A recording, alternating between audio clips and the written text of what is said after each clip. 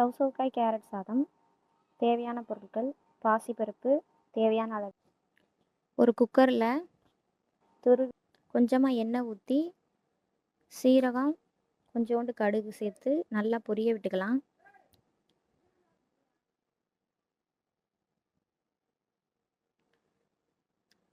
வெங்காயம், தக்காளி, கருவேப்பிலை சேர்த்துக்கலாம்.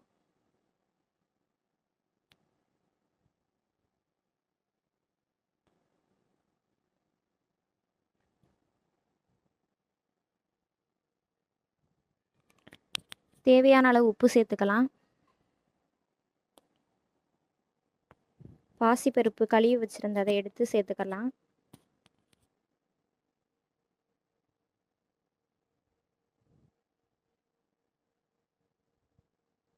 துருவிய கேரட், துருவிய சௌசௌக்காய்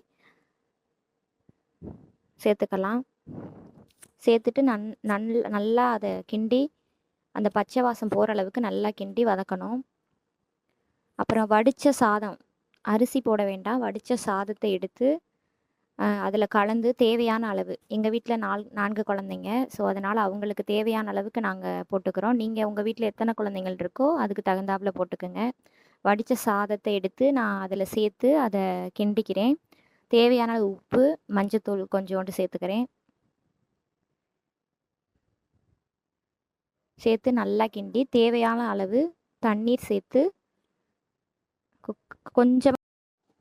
கொஞ்சமாக நெய் சேர்த்து பெருங்காயத்தூள் சேர்த்து குக்கரை மூடி போட்டு 2 விசில் விட்டு இறக்கணும்.